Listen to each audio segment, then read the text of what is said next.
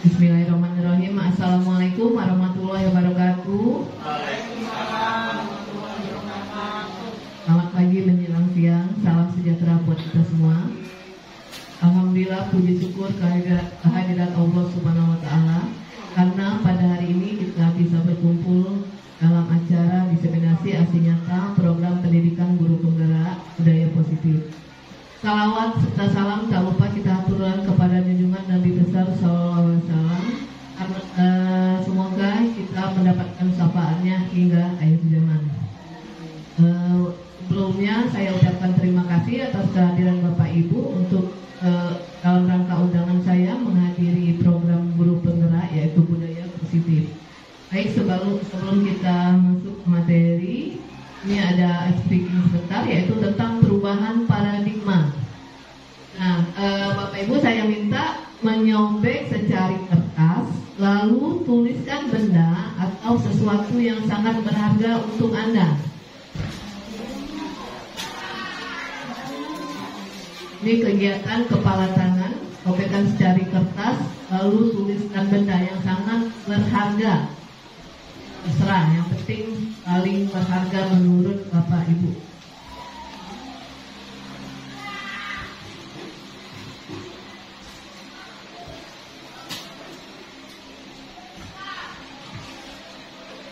Lalu letakkan di salah satu tangan dan genggam benda atau sesuatu tersebut dengan segala daya.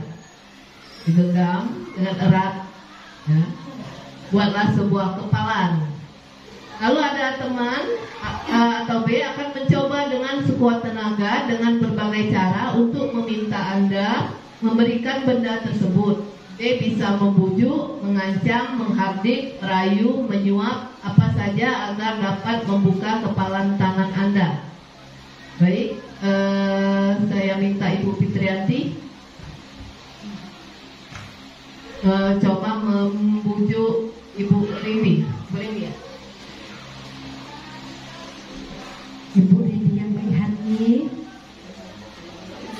tadi kan saya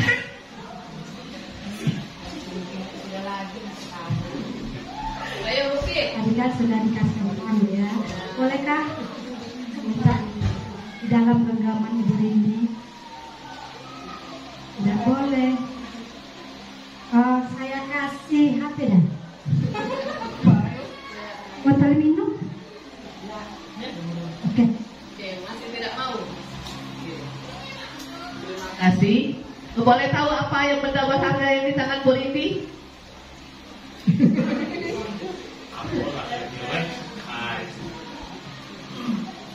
HP. Oke, selanjutnya satu lagi ya. Ibu Ratna saling kami.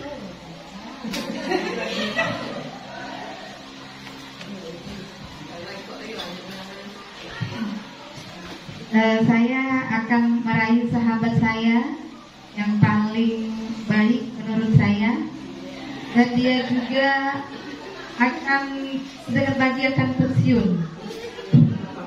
Jadi insya Allah dia akan memberikan kenang-kenangan. Jadilah kertas di tangannya, tidak muluk-muluk. Dan Linda, you are very beautiful. Bisakah saya meminta benda yang ada di dalam genggamanmu? Boleh, karena itu juga Membutuhkan yang saya genggam ini juga dirimu. Terima kasih sayangku. Cium dulu.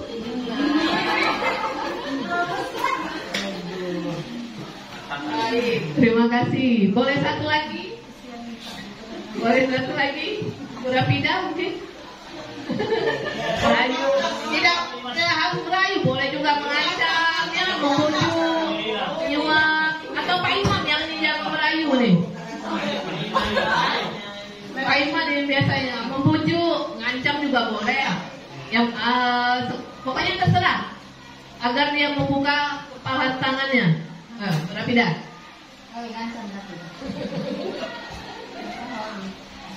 Malah adek ini mas, mana nunjuk kan di tangan kita? Boleh dah? Ayo lah, ayo cubit aja.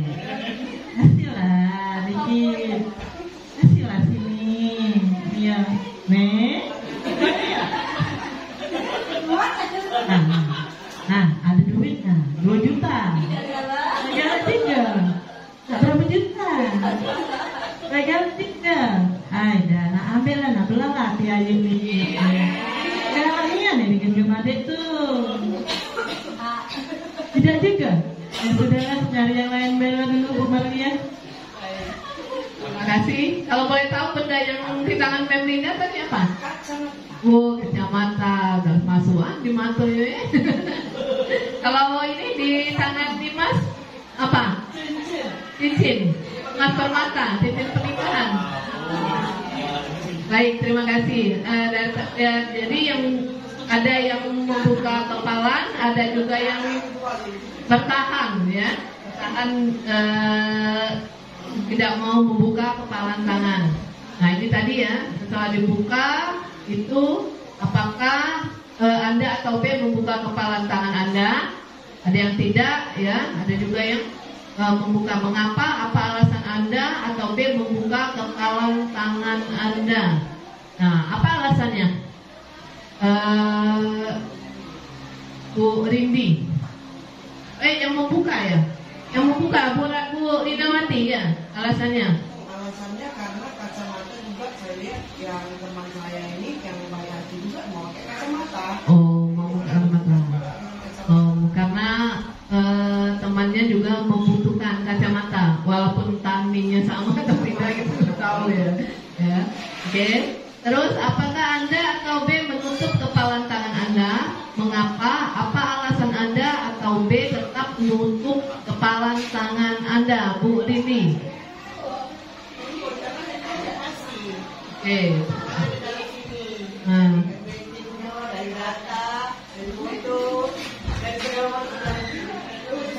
Nggak bisa. Oke, baik. Terima kasih ya. Terakhir, ini tidak mau menyebutkan yang lima.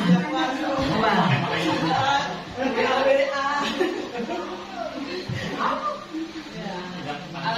Alasannya karena tidak bisa digantikan dengan yang lain. Jadi tidak bisa. Jadi tidak boleh. Tidak boleh yang itu. Boleh tahu? Kepo lah.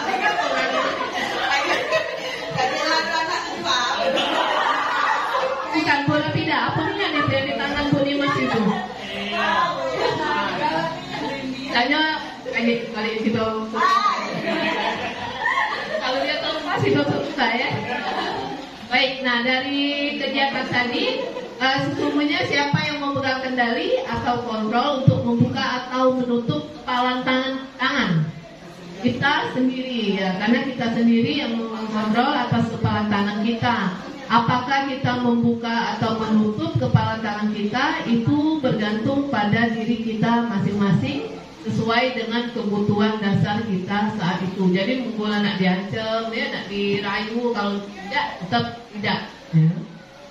Tapi kalau misalnya memang mau buka juga boleh, tidak apa-apa, itu tergantung diri kita sendiri. Lanjut dengan budaya positif. Nah, apa budaya positif? Ada yang tahu Bapak Ibu budaya positif? Apa itu budaya positif? Bu Apri? Ya, budaya positif itu menurut saya kebiasaan baik yang bisa kita terapkan dalam kehidupan sehari-hari. Baik, terima kasih. Ada lagi? Oh, Pak Fadri mungkin. Nah, atau sendiri di sini. Orang yang paling ganteng ya. Menurut saya budaya positif itu adalah suatu keyakinan atau kebiasaan juga yang dilakukan oleh kita sendiri atau yang sifatnya positif itu sendiri ya, dan bisa juga dipertanggungjawabkan. Baik, terima kasih Pak Iman. Ya, budaya positif. Nah, ini budaya positif di sekolah yaitu nilai-nilai atau kebiasaan-kebiasaan di sekolah yang berpihak kepada peserta didik agar mereka dapat berkembang menjadi pribadi yang kritis, hormat, dan bertanggung jawab. Jadi tujuan dari budaya positif ini intinya menumbuhkan karakter anak, ya. Dan tujuan untuk agar dia menjadi manusia atau anggota masyarakat yang bertanggung jawab, ya. Terus apa lagi? sesuai dengan profil pelajar Pancasila. Contohnya apa budaya positif di sekolah?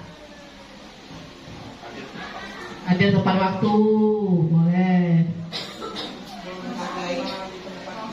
Buang sampah pada tempatnya, menghargai bersama teman, guru ya, dan warga sekolah. Ada lagi mengantri itu termasuk budaya positif juga ya. Misalnya di kantin tidak rebut-rebutan, nah itu termasuk budaya positif di sekolah. Nah ini perubahan paradigmanya. Di sekolah itu kita harus menciptakan suasana yang menyenangkan, terus lingkungan positif, aman dan nyaman. Bagaimana sekolah yang menyenangkan? Nah, sekolah yang menyenangkan itu sekolah yang bagaimana?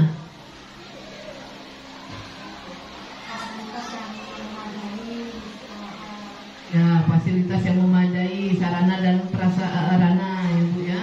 Terus kalau lingkungan yang positif, itu lingkungan yang bagaimana? Lingkungan yang aman, nyaman, bersih. Ya, ini ada nyaman, aman dan nyaman ya. Positif mungkin bisa jadi auranya juga positif. Mungkin tidak ada yang berkelahi, peduli lingkungan ya, boleh. Nah tujuannya yaitu murid itu berpikir, bertindak, terus menciptakan mandiri dan bertanggung jawab. Ini mencakup seperti dengan profil pelajar Pancasila. Nah ini perubahan paradigmanya yaitu disiplin. Perubahan paradigma itu kebiasaan yang buruk menjadi kebiasaan yang baik. Jadi dia ada perubahan. Disiplin, teori kontrol atau kontrol guru dalam menghadapi murid. Bagaimana kita mengontrol murid? Ada yang tahu bagaimana cara kita mengontrol murid? Misalnya di kelas ada apa gitu? Ya, dengan membuat kesepakatan kelas. Awalnya membuat kesepakatan kelas. Jadi kesepakatan kelas itu contohnya apa saja? Datang tepat waktu, misalnya ya, berdoa sebelum dan sesudah belajar. Lagi membersihkan kelas, mengerjakan tugas, menghargai teman, guru, terus apalagi mengumpul tugas tepat waktu ya, banyak sekali. Saya kira setiap kelas sudah ada ya, sudah ada kesepakatan kelas atau keyakinan kelas. Nah ini adalah perubahan paradigma teori kontrol. Dr. William Glasser dalam kontrol teori yang kemudian hari berkembang dan dinamakan choice theory. Meluruskan beberapa miskonsepsi tentang makna kontrol, ilusi guru mengontrol murid. Nah ini ada murid juga ada yang guru yang bagaimana? Misalnya ada yang lembut ya, ada yang lembut, misalnya ada yang murid membuat kesalahan dia caranya lembut, tapi ada juga yang agak sedikit keras. Tapi ada memang tipe murid juga ada yang harus begitu, tidak dilembuti dia melunjak. Makanya jadi dia tergantung kita, tergantung muridnya juga bagaimana. Kalau dia tidak bisa lembut, agak sedikit keras tidak apa, asal jangan main fisik. Terus ilusi bahwa semua penguatan positif efektif dan bermanfaat. Ya, pasti penguatan positif itu pasti ada manfaatnya. Terus ilusi bahwa kritik dan membuat orang merasa bersalah dapat membuatkan karakter. Jadi kita boleh mengkritik dan membuat orang merasa bersalah. Jadi dia akan menumbuhkan karakter seorang murid. Nanti kita akan belajar 5 posisi kontrol guru. Terus yang terakhir yaitu ilusi bahwa orang dewasa memiliki hak untuk memaksa. Nah, ini ada perubahan paradigma, stimulus respon teori kontrol. Siapa sesungguhnya yang memiliki kontrol? Nah, di sini stimulus respon kita mencoba mengubah orang agar berpandangan sama dengan kita. Nah, teori kontrolnya kita berusaha memahami pandangan orang lain tentang dunia, Terus perilaku buruk dilihat sebagai suatu kesalahan, tapi semua teori kontrolnya, semua perilaku memiliki tujuan. Terus orang lain bisa mengontrol saya, tapi hanya saya atau Anda yang bisa mengontrol diri Anda sendiri. Terus saya bisa mengontrol orang lain, Anda tidak bisa mengontrol orang lain. Ya. Pemaksaan ada pada saat bujukan gagal. Kolaborasi dan konsensus menciptakan pilihan-pilihan baru. Terus model berpikir menang atau kalah, model berpikir menang-menang. Jadi berpikirnya kita harus menang. Ada 5 posisi kontrol guru.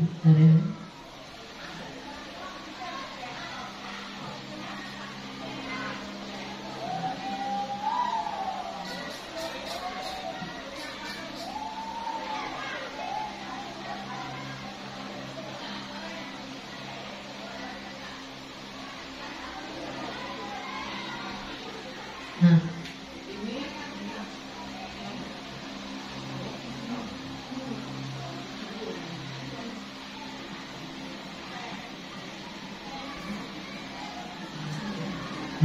ini ada 5 posisi kontrol dalam penerapan disiplin melalui serangkaian riset yang didasarkan teori kontrol Dr. William Glasser. Yang Glasser berkesimpulan ada 5 posisi kontrol yang umum dan biasa diterapkan seorang guru, orang tua, ataupun atasan dalam melakukan kontrol dan penetapan disiplin sekolah. Nah, kelima posisi kontrol yang umum terjadi tersebut adalah penghukum, pembuat rasa bersalah, teman, pemantau, dan manajer. Dan di sini ada 5 posisinya. Yang satu yaitu penghukum. Jadi seorang penghukum bisa menggunakan hukuman fisik maupun verbal.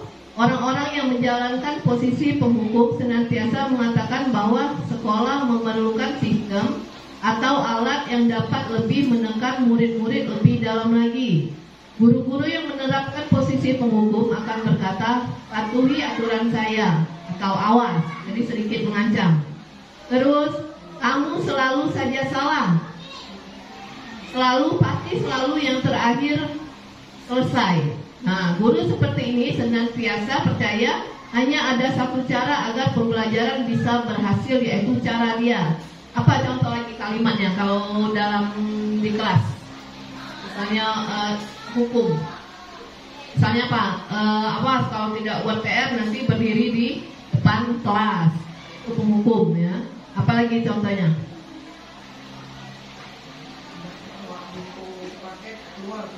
Tidak bawa buku paket, silakan keluar, boleh. Itu ada hukumannya ya. Hukumannya ialah keluar kelas atau berdiri di dalam kelas. Nah itu contohnya menghukum. Jadi ada sedikit mengancam. Lalu yang kedua yaitu pembuat rasa bersalah.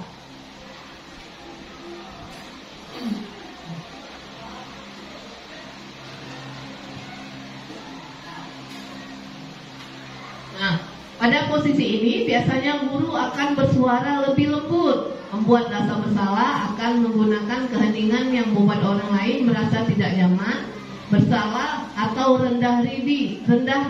Contoh kata-kata yang keluar dengan lembut seperti, Ibu sangat kecewa sekali dengan kamu. Terus, berapa kali Bapak harus memberitahu kamu ya? Gimana coba kalau orang tua kamu tahu kamu berbuat begini? Nah ini agak dengan nada lembut. Nah apalagi contohnya membuat rasa bersalah kalau di kelas? Ada yang tahu? Ampun. Nah sudah dibilang, kan sudah ibu bilang. Nah, lagi cocok nggak diterapkan di sekolah kita? Ibu cocok nggak Bu Bit? Oh, ada orang-orangnya ya, ada muridnya, ada kelasnya. Ya.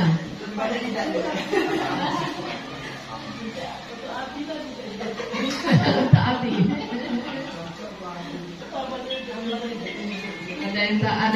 Ada lagi contohnya bagaimana? Ayo apa contohnya? Surat Nasari mungkin. Contoh kata-kata yang membuat siswa merasa bersalah. orangnya. Anak kan lembut orangnya, pasti sering melakukan kontrol guru membuat merasa bersalah. Bagaimana Bu?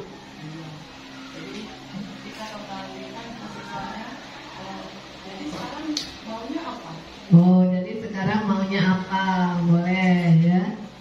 Jadi terus ada juga posisi sebagai teman. Ya. Nah, kalau yang membuat rasa bersalah tadi, di posisi ini murid akan memiliki penilaian diri yang buruk tentang diri mereka. Murid merasa tidak berharga dan telah mengecewakan orang-orang yang disayanginya. Contohnya tadi, gimana coba kalau orang tua kamu tahu kalau berbuat begini, kan? Terus teman. Nah, guru pada posisi ini tidak akan menyakiti murid, namun akan tetap berupaya mengontrol murid melakukan persuasi. Posisi teman pada guru bisa negatif ataupun positif.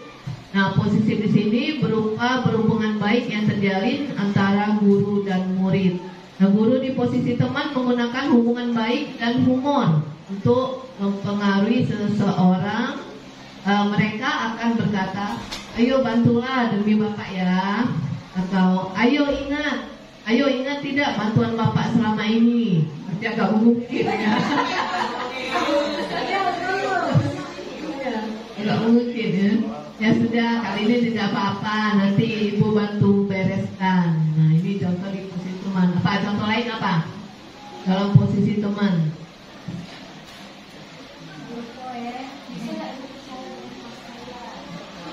Bisa tidak Ibu percaya dengan kelas kalian? Oke, boleh. Apalagi berarti menyerahkan ya kepada murid.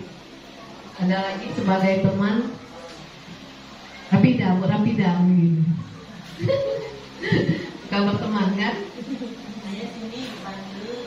Ayo sini Bu bantu. Bantu apa Bu? Bantu menempel ya, bantu apa tugas yang sulit bisa.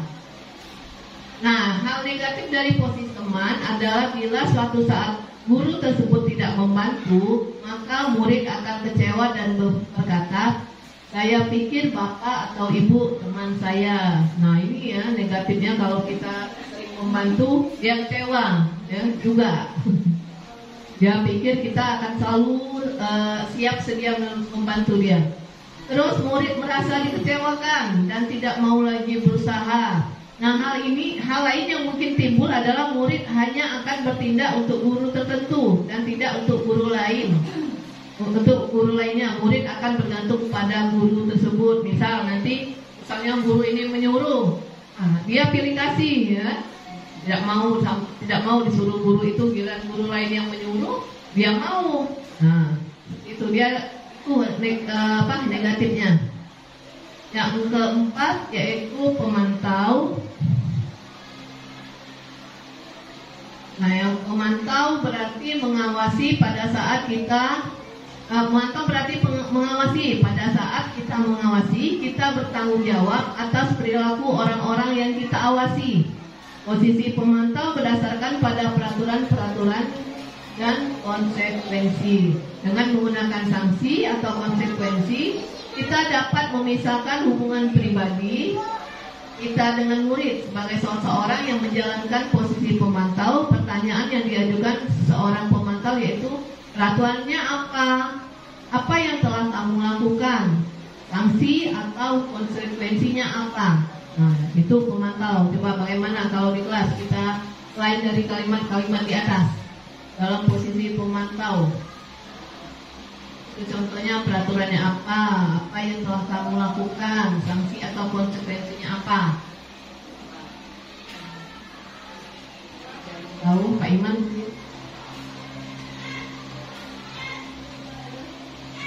Kalau misalnya seperti ini kalian kan tahu kesepakatan kelas kita, kan? Boleh itu memantau. Jadi mereka ingat tentang peraturan kelas. Jadi seorang pemantau sangat mengandalkan penghitungan, catatan, data yang dapat digunakan sebagai bukti atau perilaku seseorang. Posisi ini akan menggunakan stiker, slip, catatan, daftar, ya. Jadi dia ada buku tersendiri. Posisi pemantau sendiri berawal dari teori stimulus respon yang menunjukkan tanggung jawab guru dalam mengontrol murid. Mungkin pemantau ini lebih BK, guru BK ya. Guru BK ya. Dia ada apa? Ada buku kejadian siswa. Jadi semuanya ada catatannya itu dalam memantau. Tapi guru juga biasanya ada juga ya yang mencatat waktu. Lalu yang kelima yaitu posisi kontrol sebagai manajer. Nah, manajer di sini adalah posisi di mana guru berbuat sesuatu bersama dengan murid, mempersilahkan murid mempertanggungjawabkan perilakunya, mendukung murid agar dapat menemukan solusi atas permasalahannya sendiri. Nah, seorang manajer telah memiliki keterampilan di posisi teman maupun pemantau. Dan dengan demikian bisa jadi di waktu-waktu tertentu kembali pada kedua posisi tersebut bila diperlukan. Namun bila kita menginginkan murid-murid kita menjadi manusia yang merdeka dan mandiri dan bertanggung jawab, maka kita perlu mengacu kepada restitusi yang dapat menjadikan murid kita seorang manajer bagi dirinya sendiri. Di mana manajer murid diajak untuk menganalisis kebutuhan dirinya maupun kebutuhan orang lain. Di sini penekanan bukan pada kemampuan membuat konsekuensi, namun dapat berkolaborasi atau bekerjasama dengan murid bagaimana memperbaiki kesalahan yang ada. Nah, seorang manajer akan berkata apa yang kita yakini. Nah, kalau di sini kembali ke keyakinan kelas. Apakah kamu meyakininya? Jika kamu meyakininya, apakah kamu bersedia memperbaikinya? Jika kamu memperbaiki ini, hal ini menunjukkan apa tentang dirimu? Apa rencana kamu untuk memperbaiki hal ini? Nah, ini contoh dari seorang manajer. Jadi dia tidak menghakimi. Ya. Apa contoh lain? Kalau di kelas, ibu-ibu, contoh di kelas kita sebagai seorang manajer. Ya. Apa contohnya, ada yang bisa? Bu Ratna? Ya, termasuk ya. Ya, apa yang akan kamu lakukan selanjutnya? Ya, mulai itu ada masuk juga ke seorang manajer. Jadi tugas seorang manajer jadi bukan untuk mengatur perilaku seseorang. Jadi kita membimbing untuk mengatur dirinya sendiri. Ya. Seorang manajer bukannya memisahkan murid dari kelompoknya, tapi mengembalikan murid tersebut ke kelompoknya lebih baik dan kuat. Bisa jadi dalam praktek penerapan disiplin sehari-hari kita akan kembali ke posisi teman atau pemantau.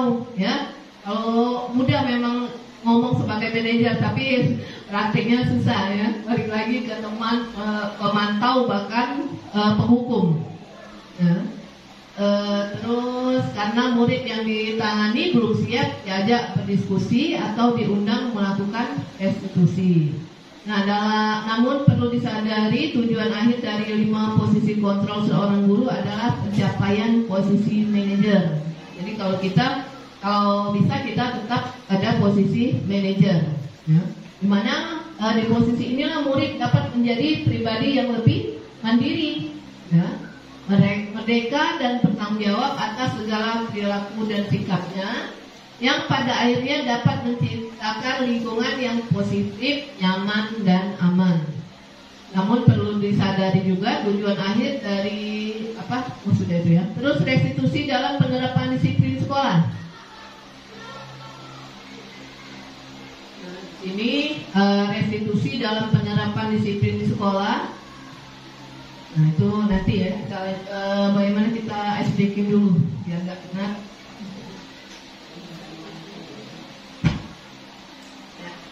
Jadi nanti ada apa pernah explain semut dan gajah?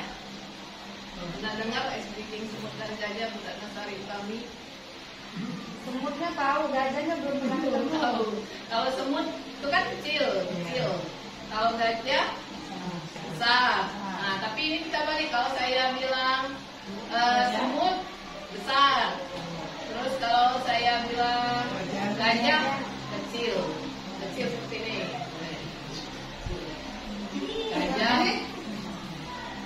Gajah kecil, semut besar. Kebalikannya. Ada juga dia tuh cacing juga ada ya. Cacing, ular. Cacing panjang, ular kecil. Tapi kita semut dan gajah nih. Kebalikannya kayak gitu. Oke, kalau saya bilang gajah kecil, semut besar, semut besar, gajah kecil, gajah kecil, besar, gajah kecil, besar. Terima kasih. Nasi berarti ya. Lagi di nasi. Gajah banyak dong.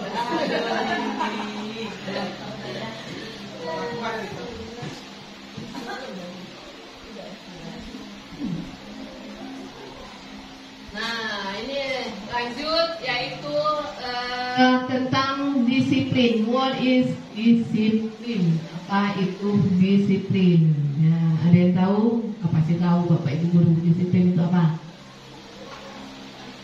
Oh ya. Apa bukit? Disiplin. Disiplin.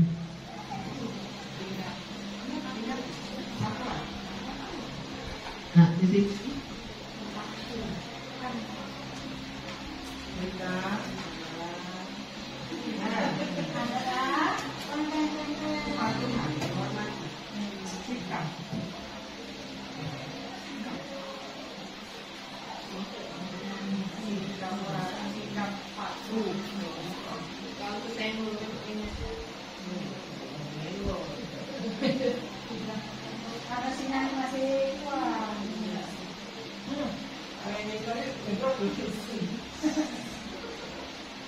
Disiplin, Bu Rimbi mungkin.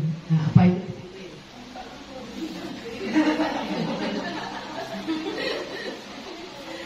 Disiplin. Beri sikap peraturan, sikap yang patuh terhadap peraturan. Oke, sifat yang patuh terhadap peraturan. Ada lagi makna disiplin? Biasanya Melinda ini yang disiplin. Tepat waktu, datang cepat, pulang lama.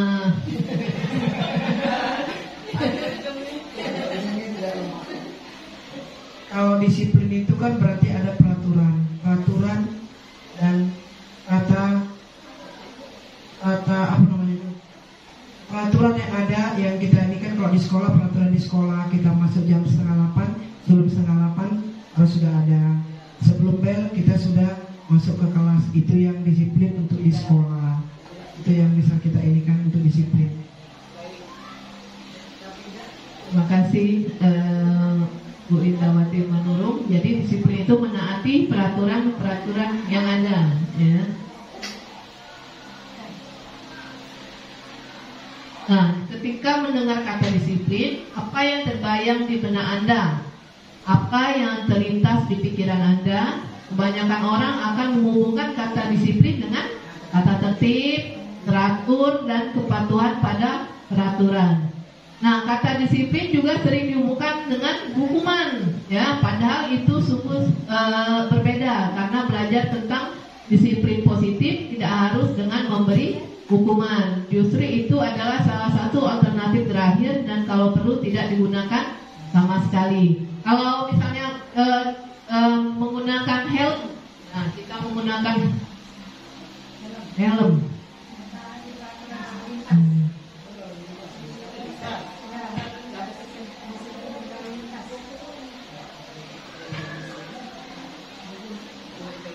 Ya, dalam menggunakan helm, kita menggunakan helm kenapa? Menaati peraturan, melindungi kepala, ya biar tidak ditilang polisi. Nah itu masih kadang juga kalau kita di dekat-dekat rumah tidak pakai helm, ya. Nah berarti takut karena peraturan, kalau kamu polisi kena tilang. Nah itu disiplin situ. Nah kalau di sekolah tadi disiplinnya misalnya datang tepat waktu, ya, terus mengerjakan tugas, mengumpul tugas tepat waktu. Nah ini Ki Hajar Dewantara, di mana ada kemerdekaan, disitulah harus ada disiplin yang kuat. Walaupun disiplin itu bersifat self disiplin, yaitu kita sendiri yang mewajibkan kita dengan sekeras-kerasnya. Tapi itu sama saja, sebab jika kita tidak cakap melakukan self disiplin, wajiblah penguasa lain mendisiplinkan kita. Nah, dan peraturan demikian itulah harus ada di dalam suasana yang merdeka. Contohnya tadi helm, kita kan suka tidak disiplin, tidak mengenakan helm atau safety belt. Kalau tidak ada lampu tilang itu dia tidak dipakai. Tapi kalau misalnya helm tadi tidak ada polisi, daerah dekat-dekat rumah tidak memakai helm. Nah, tapi kalau misalnya kita ke arah kalau Palembang ini arah kota ya, Berang, itu memakai helm. Karena apa? Karena tadi takut ditilang polisi. Padahal utama dalam memakai helm itu ialah untuk keselamatan, ya, keselamatan diri kita sendiri.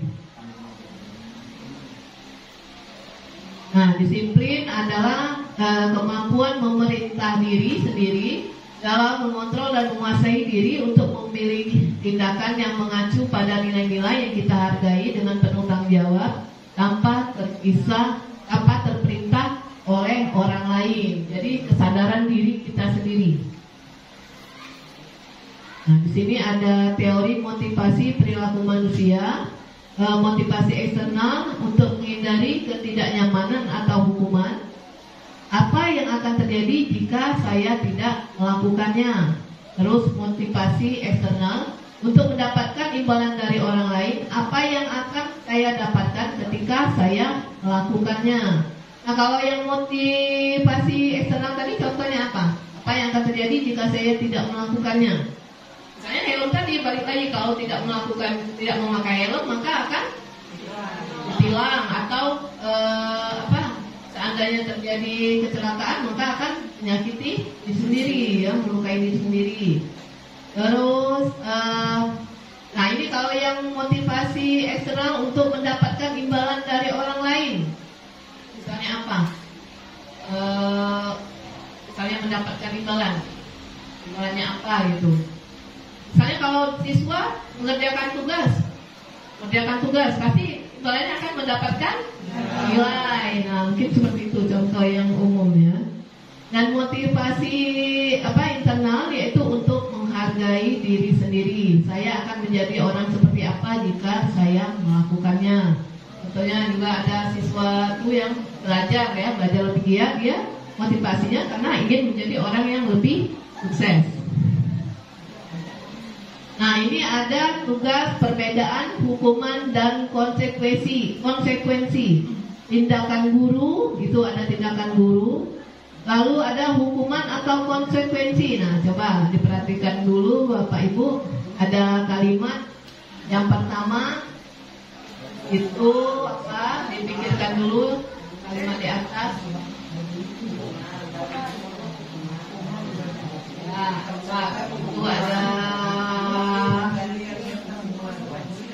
7 kalimat, ya.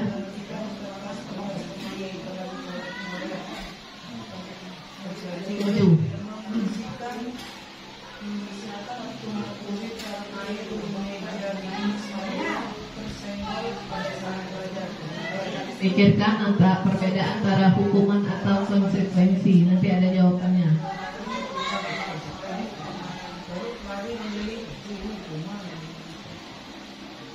Ya. Baik, coba kalau mencatat 100 kali di dalam buku kalimat, saya tidak akan terlambat lagi karena terlambat ke sekolah. Apa? Hukuman? Lari mengelilingi lapangan basket 2 kali karena terlambat hadir tidak di sekolah. Hukuman kita keep dulu. Murid diminta untuk push up 15 kali karena tidak menggunakan masker ke sekolah. hukuman. Ini Ini pada zaman COVID ini ya. Menggunakan masker ini dibuat pada zaman COVID. Ya. Terus menggantikan kertas tugas teman yang telah dicoret-coret. Konsekuensi. Membersihkan tumpahan air di meja tulis karena kesenggol pada saat belajar. Murid disuruh untuk tidak mengenakan sepatu seharian di sekolah karena tidak mengenakan sepatu hitam. Ada hukuman, ada konsekuensi. Terus lari mengelilingi lapangan basket 2 kali karena terlambat 10 menit untuk pelajaran PJOK. Oke, semuanya hukuman. Baik, kita lihat jawabannya.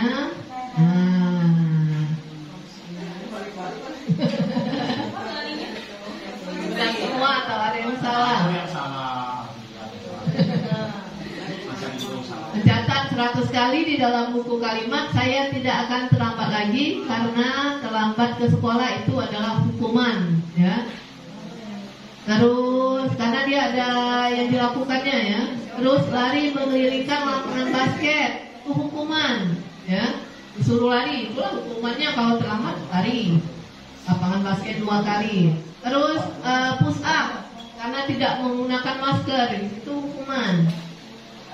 Lalu menggantikan kertas tugas teman yang telah dicoret-coret. Nah, itu baru termasuk konsekuensi. Membersihkan tumpahan air di meja tulis karena tersenggol pada saat belajar, konsekuensi. Murid disuruh untuk tidak menggunakan sepatu seharian di sekolah karena tidak menggunakan sepatu hitam, itu hukuman. Lalu lari mengelilingi lapangan basket 2 kali karena terlambat 10 menit untuk pelajaran PJOK, itu termasuk ke konsekuensi. Nah, ini perbedaan hukuman dan konsekuensi. Kalau hukuman itu sesuatu yang menyakitkan harus terjadi. Nah, tapi kalau konsekuensi itu sesuatu harus terjadi. Hukuman membuat anak sakit, baik fisik maupun hati, untuk jangka waktu lama. Tapi padahal dia yang salah, ya. Tapi dia tidak mau dikasih hukuman. Misalnya lari, itu kan hukuman fisik. Nah, kalau konsekuensi membuat anak merasa tidak nyaman dalam jangka waktu pendek. Itu kalau buat bayi yang sadar, ya. Terus anak membenci kedisiplinan. Anak menghargai disiplinan kalau konsekuensi. Terus hukuman itu paksaan, tapi kalau di konsekuensi stimulus atau tanggapan. Terus hukuman mendorong anak menyakiti diri sendiri, tapi kalau konsekuensi mendorong anak agar mudah menyesuaikan diri. Terus hukuman konsep diri yang buruk, sedangkan konsekuensi ialah konsep diri yang baik. Hukuman anak belajar untuk menyembunyikan kesalahan, sedangkan konsekuensi anak belajar untuk mematuhi peraturan. Dan terakhir hukuman marah, rasa bersalah, dipermalukan, merasa tak dihargai, sedangkan konsekuensi kehilangan hak, dibuat tidak nyaman atau diasingkan sementara, ya.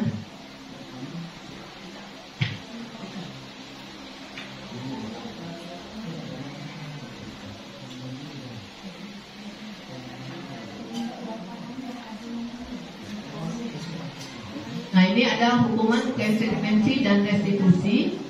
Hukuman itu sesuatu yang menyakitkan harus terjadi, sedangkan disiplin ada konsekuensi dan restitusi. Sesuatu harus terjadi, sedangkan kalau restitusi itu merupakan pilihan. Hukuman tidak nyaman untuk murid atau anak untuk jangka waktu panjang, sedangkan konsekuensi waktu pendek. Sedangkan kalau restitusi itu menguatkan untuk murid atau anak dalam jangka waktu panjang, ini penguatan, ya. Nah, kalau di hukuman korban mendapatkan keadilan, tapi kalau konsekuensi korban bisa diabaikan, restitusi korban mendapat ganti. Dan hukuman murid anak atau anak akan tersakiti, konsekuensi murid anak dibuat tidak nyaman, sedangkan restitusi murid akan mendapatkan penguatan. Terus yang terakhir, hukuman perilaku pasif atau agresif meningkat, sedangkan konsekuensi penguatan hanya bertahan dalam jangka waktu pendek. Restitusi masalah terpecahkan. Nah, ini keyakinan kelas. Nah, tadi sudah saya bilang kalau kita rata-rata di kelas sudah ada keyakinan kelas. Keyakinan kelas yaitu nilai-nilai kebajikan universal yang disepakati secara tersirat dan tersurat, lepas dari latar belakang suku, negara, bahasa maupun agama. Jadi seseorang akan lebih tergerak dan bersemangat untuk menjalankan keyakinannya daripada hanya sekedar mengikuti serangkaian peraturan tertulis tanpa makna. Tapi anak-anak kita kalau tidak ditulis dia lupa atau pura-pura lupa. Nah, di sini pembentukan keyakinan kelas. Keyakinan kelas bersifat abstrak daripada peraturan yang lebih rinci dan konkret. Keyakinan kelas berupa pernyataan yang universal. Lalu pernyataan keyakinan kelas senantiasa dibuat dalam bentuk positif. Keyakinan kelas hendaknya tidak terlalu banyak sehingga mudah diingat dan dipahami. Jadi kalimatnya tidak perlu terlalu panjang-panjang. Semua warga kelas sebaiknya ikut berkontribusi dalam membuat kegiatan kelas lewat surah pendapat. Lalu bersedia meninjau kembali keyakinan kelas dari waktu ke waktu.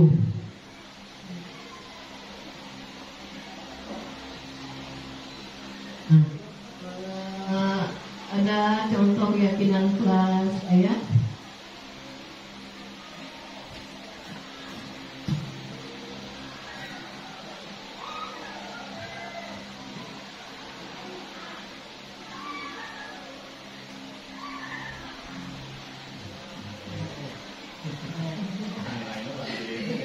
Jadi keyakinan kelas yang sudah kami buat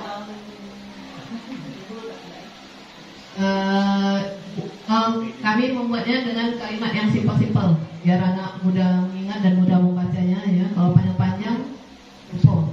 Tepat waktu masuk dan keluar kelas, terus berdoa sebelum dan sesudah belajar, bekerjasama menjaga kebersihan kelas dan sekolah, berperilaku dan bertutur kata dengan sopan dan santun, tunjukkan rasa hormat kepada teman sekelas, guru dan lingkungan belajar, lalu bersikap jujur, saling peduli, menghargai dan membantu, mengerjakan tugas tepat waktu dan menjaga fasilitas kelas dengan baik.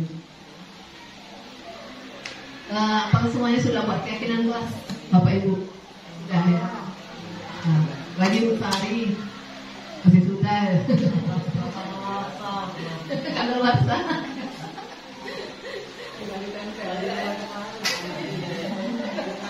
tahun bersama.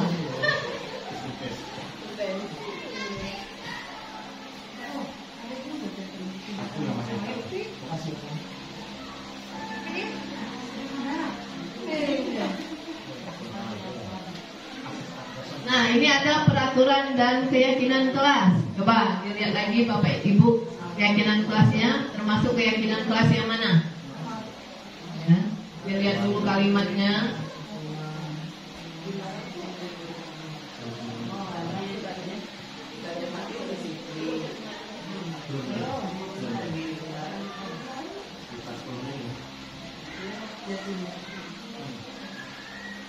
Ya, ini ada peraturan tentang peraturan, terus keyakinan kelasnya apa? Selalu kembalikan buku ke tempatnya, termasuk keyakinan kelas apa? Misalnya apa? Contohnya, selalu kembalikan buku ke tempatnya. Keyakinan kelas termasuk ke tanggung jawab, boleh. Kita keep dulu. Terus dilarang mengganggu orang lain. Keyakinan kelas yang mana? Misalnya tadi, misalnya menghargai, seperti itu kan? Ya, menghargai orang lain ya, teman atau guru. Terus hadir di sekolah 15 menit sebelum pembelajaran dimulai. Ya, disiplin, tepat waktu. Dilarang melakukan kekerasan. Keyakinan kelas yang mana? Menghargai bisa. dilarang menggunakan narkoba. Apa? Jaga kesehatan, kita keep dulu. Terus bergantian atau menunggu giliran. Disiplin, gunakan masker. Disiplin, kita keep dulu. Jangan berlari di kelas atau koridor. Termasuk apa itu? Kalau jangan berlari di kelas atau koridor. Disiplin, oke, coba kita lihat. Nah ya, jadi kalau selalu kembalikan buku ke tempatnya, yaitu tanggung jawab ya. Terus dilarang mengganggu orang lain. Itu termasuk keyakinan kelas atau nilai kebajikan yang dituju, yaitu menghormati orang lain dan diri sendiri. Hadir di sekolah 15 menit sebelum pembelajaran dimulai, yaitu menghormati orang lain, komitmen pada tujuan. Ya. Dilarang melakukan kekerasan. Nah, itu untuk nilai kebajikannya, keselamatan atau menghormati orang lain. Dilarang menggunakan narkoba, benar ya kata Mas tadi, untuk kesehatan. Terus bergantian atau menunggu giliran, menghormati orang lain juga termasuk nilai kebajikan, kesabaran. Gunakan masker untuk kesehatan dan keselamatan. Disiplin juga bisa ya. Terus jangan, yang kelima yaitu jangan berlari di kelas atau koridor. Nah, keyakinan kelas atau nilai kebajikan yang dituju yaitu keselamatan dan keamanan.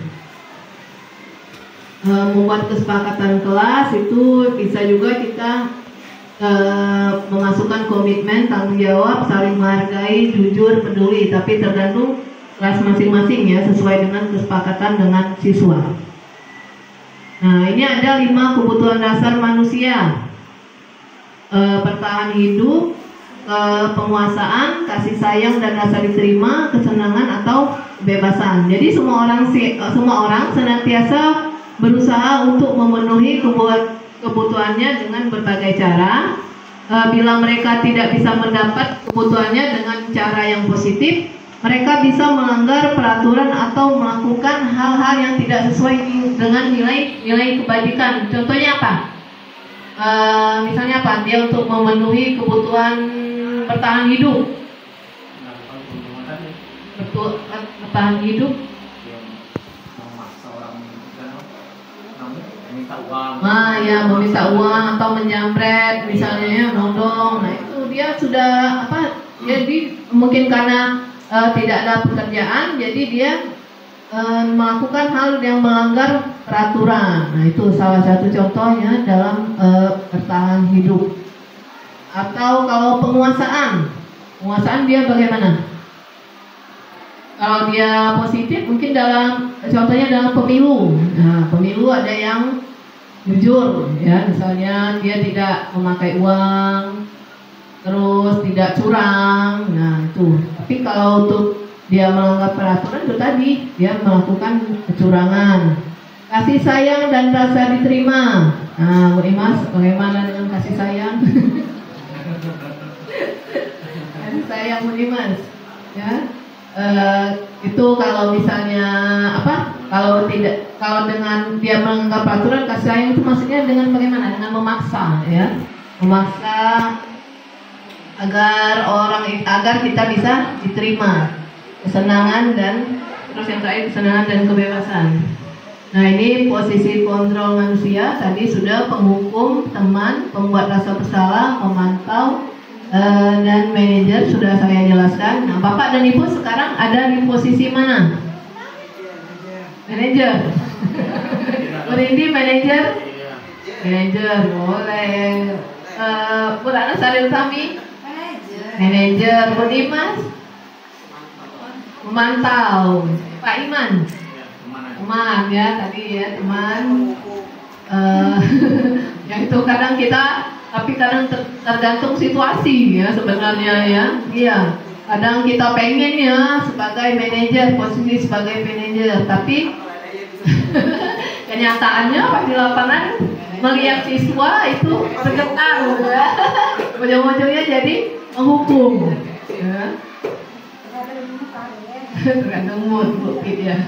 Nah ini ada video, nonton video sebentar. Semangat, semangat.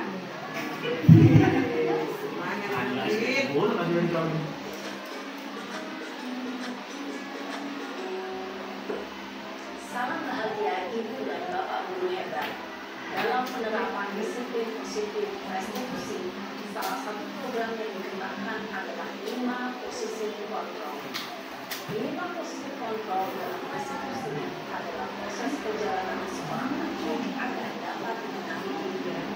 Pada video kali ini, kita akan membahas tentang 5 posisi kontrol yang dikembangkan oleh Diane Rosen dan contoh penerapan.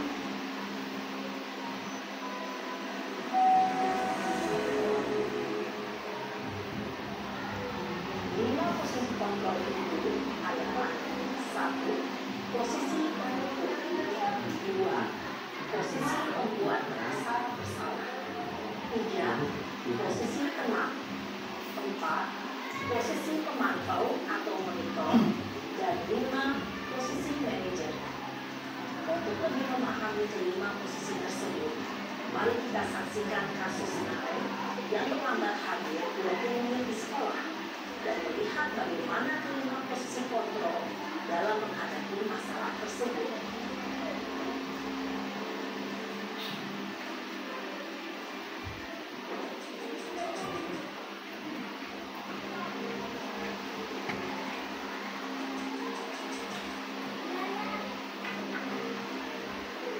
Naren, sini kamu. Selalu terlambat. Kamu deh, pasti terlambat. Apa? Apa coba? Alasan kamu apa lagi? Kapan sih kamu tidak terlambat? Malas sekali ya kamu jadi anak. Dasar pemalas. Gak kapok-kapok sih kamu. Sudah berapa kali terlambat? Sana, kamu keliling lapangan basket 2 kali. Kenapa saya harus ke lapangan basket, Bu? Kenapa? Kamu melawan ibu. Berani-beraninya jawab. Sudah terlambat, masih berani jawab pula. Sekarang, keliling lapangan basket 5 kali sekalian. Biar kapok. Cepat. Pergi sana ke lapangan basket. Posisi tertutup biasanya berbicara dengan nada tinggi, menghakimi, menunjuk-nunjuk, menyakiti, dan menyindir. Hukuman bisa berupa fisik maupun psikis. Ibu dan Bapak Guru hebat, dampak yang terjadi pada murid ketika guru berada pada posisi tertutup adalah murid cenderung akan memberontak, bahkan menyimpan dendam.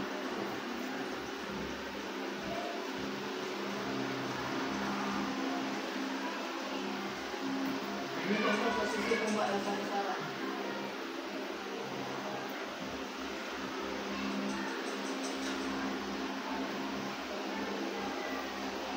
Naren! Selamat pagi, Bu. Naren. Kamu kenapa terlambat lagi, Nan? Ya Tuhan, Naren. Kamu senang ya bikin ibu susah ya? Kalau kamu terlambat lagi, nanti ibu yang tegur bapak kepala sekolah, Nak. Disangka ibu tidak bisa membina kamu. Duh, gimana ini? Maaf, Bu. Woi, Gusti Naren. Kamu suka ya kalau ibu tegur bapak kepala sekolah? Terus, sekarang ibu harus tulis apa ini di buku absen? Ini kamu sudah sering terlambat loh. Ibu harus apa coba? Maaf, Bu. Maaf sekali. Ya sudah, lain kali jangan bikin ibu susah lagi ya nak ya. Ibu tidak akan kuat lagi kalau kamu begini terus. Bisa jantungan kalau ibu tegur bapak kepala sekolah. Sana cepat kelas. Maaf ya, Bu. Maaf sekali. Posisi membuat rasa bersalah berbicara dengan nada tenang, cenderung lembut, Namun kata-kata yang diutarakan membuat murid merasa menjadi orang yang gagal, memandang buruk dirinya sendiri, merasa tidak berharga, dan tidak sanggup membahagiakan orang lain. Ketika guru mengambil posisi pembuat rasa bersalah, murid akan menganggap dirinya yang bersalah dan ia akan menyimpan emosi negatif tersebut di dalam dirinya. Selanjutnya posisi teman. Sebagai posisi teman, Pak Iman ini ya.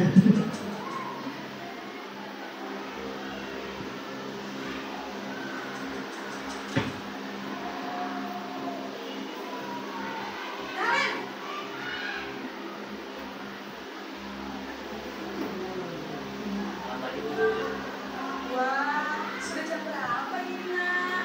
Terlambat lagi ya, sayang. Habis, guru saya membangunkan saya, Bu. Kamu malah menyalahkan ibu kamu. Kamu bukannya anak yang larinya paling kencang. Kok terlambat sih? Iya, Bu. Saya memang terlambat bangun tadi. Jadi, biarpun saya lari kencang, tetap jangan kencang, Bu. Ya sudah sana.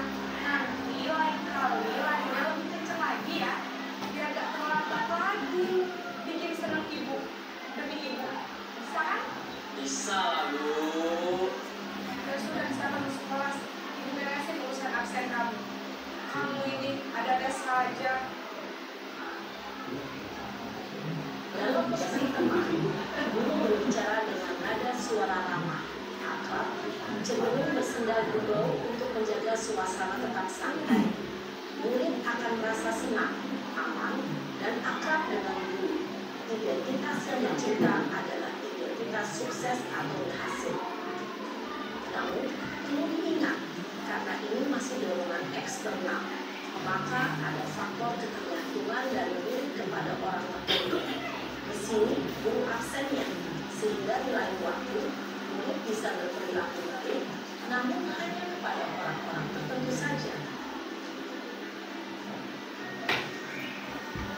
Posisi sebagai pemantau atau monitor.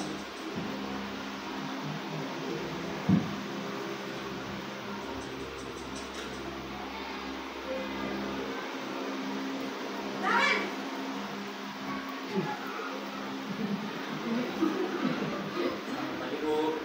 Nah, Ren, apa peraturan sekolah kita tentang jam berapa kita harus masuk sekolah? Nah? Kita harus di sekolah jam 7, Bu. Iya betul, sekarang sudah jam 7.20. Kalian sudah tahu konsekuensinya jika terlambat hadir? Paham, Bu. Saya harus tinggal kelas pas jam istirahat selama 20 menit. Iya benar, konsekuensinya demikian. Jadi nanti jam 9.30 pas istirahat, kamu harus tinggal di kelas, kerjakan tugas tambahan untuk ketinggalan kamu, ya? Baik, Bu.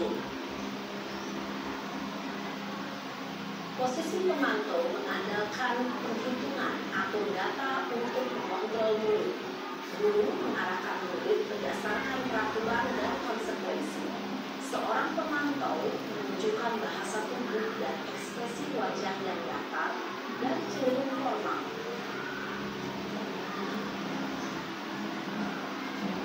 Yang terakhir yaitu posisi sebagai manajer.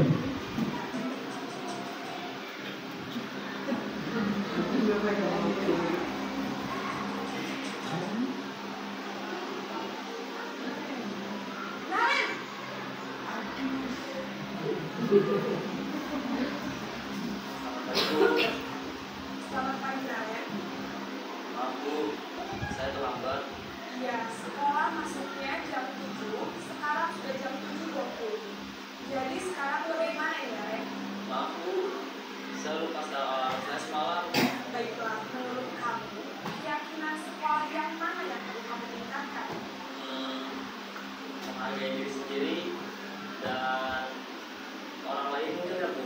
Setuju. Jadi, apakah Naren meyakini prinsip saling menghormati tersebut? Iya, Bu. Saya meyakininya. Apakah Naren bersedia memperbaiki masalah keterlambatan ini? Bersedia, Bu. Bagaimana kamu akan memperbaiki masalah keterlambatan ini? Saya akan coba untuk tidak lupa menyetel alarm saya, Bu. Baik, kalau kalian buat keterangan di rumah, ada orang yang kira-kira bisa bantu mengingatkan tidak? Ada Bu, kakak saya, Kak Emma. Ada lagi selain Kak Emma? Selain Kak Emma, ada ibu saya. Baik, jadi yang mengingatkan Naren adalah Kak Emma dan ibu kalian. Kira-kira akan mulai start alarm kapan nih Naren? Setelah pulang sekolah, akan segera saya lakukan. Baik, jadi Naren akan setel alarm untuk bangun besok pagi dan akan diingatkan oleh kakak dan ibunda Naren. Ada lagi yang mau dikurangkan Naren agar tidak terlambat bangun lagi. Tidak ada Bu. Baik Naren, terima kasih untuk kerjasama kamu. Sekarang kamu boleh kembali ke kelas untuk belajar. Dan Bu, terima kasih. Posisi manajer adalah posisi kontrol yang disarankan untuk membimbing murid memiliki sikap disiplin yang positif, yaitu murid yang mandiri, bertanggung jawab, dan dapat memecahkan masalah.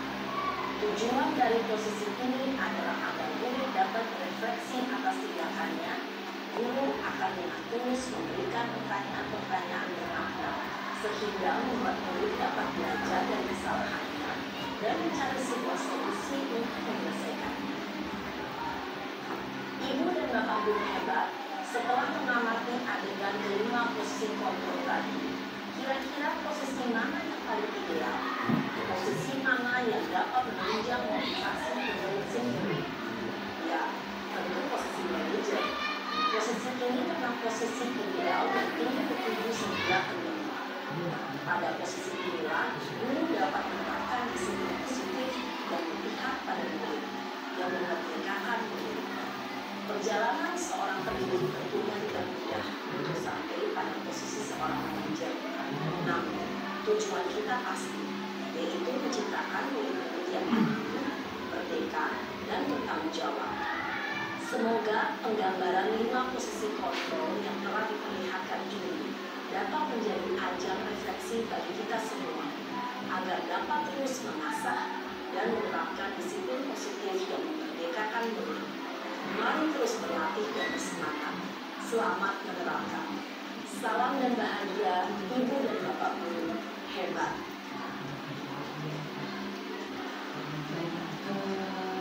Bapak Ibu itu tadi contoh dari posisi 5 kontrol guru.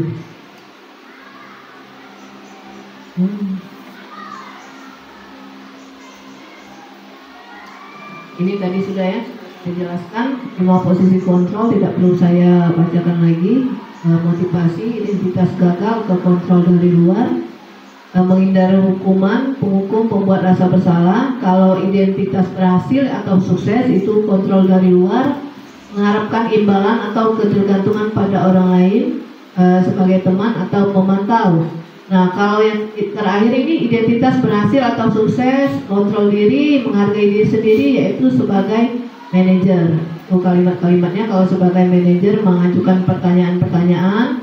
Kalau contohnya apa yang kita yakini, apa yang bisa kau kerjakan untuk memperbaiki masalah ini ya. Terus juga menguatkan murid, terus murid meletakkan dirinya sebagai individu yang positif dalam dunia berkualitas. Terus murid berkata, bagaimana caranya saya bisa memperbaiki keadaan.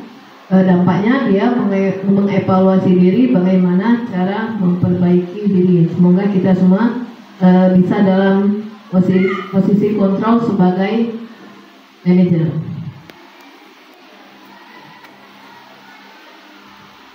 Tadi sudah ya, posisi kontrol. Terus pernyataan-pernyataan, siapa yang mengatakan, misalnya saya kecewa sekali dengan kamu. Nah, pembuat rasa bersalah. Terus kamu tidak pernah benar melakukannya. Nah, itu penghukum. Ayolah lakukan demi ibu atau bapak sebagai teman. Apakah kamu mau mendapatkan stiker bintang hari ini? Memantau bagaimana kamu bisa menyelesaikan masalah ini. Nah, ini manajer. Terus kamu selalu yang paling terakhir, itu menghukum. Nah, ini segitiga restitusi, yaitu proses menciptakan kondisi bagi murid untuk memperbaiki kesalahan mereka, sehingga mereka bisa kembali pada kelompok mereka dengan karakter yang lebih kuat. Melalui restitusi, guru dapat membantu murid lebih memiliki tujuan disiplin positif serta memulihkan dirinya setelah berbuat salah. Yang kedua, membantu murid untuk jujur terhadap diri sendiri dan mengevaluasi dampak dari kesalahan yang dilakukan. Tiga, memberikan penawaran bukan paksaan. Nah, ini segitiga restitusi, yaitu yang pertama kita validasi dulu tindakan yang salah. Misalnya kamu tentu punya alasan mengapa melakukan itu. Adakah cara yang lebih efektif untuk mendapatkan apa yang kamu butuhkan? Nah, setelah validasi baru kita menstabilkan identitas. Misalnya setiap orang pasti pernah melakukan kesalahan. Kamu bukan satu-satunya yang pernah melakukan ini. Nah, yang terakhir yaitu menanyakan keyakinan, nilai-nilai apa yang telah kita sepakati. Terus kamu ingin menjadi orang seperti apa? Nah, menstabilkan identitas tujuannya untuk mengubah identitas anak dari orang yang gagal karena melakukan kesalahan menjadi orang yang sukses. Yuk.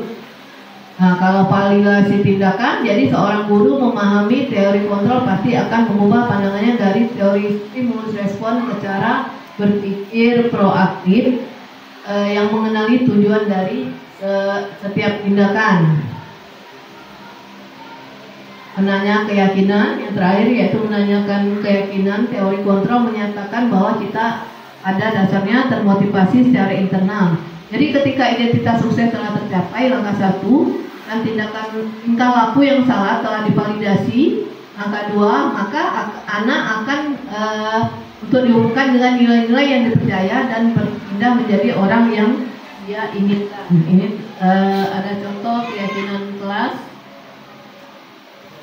Bukan apa, segitiga restitusi ya, keyakinan kelas.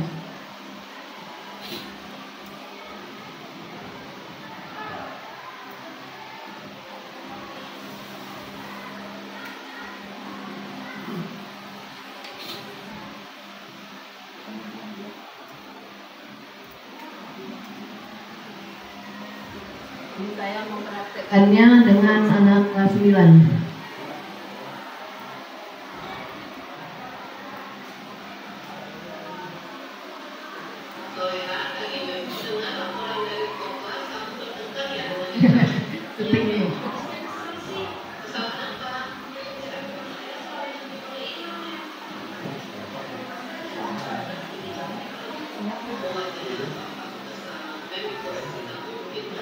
Kelas 94.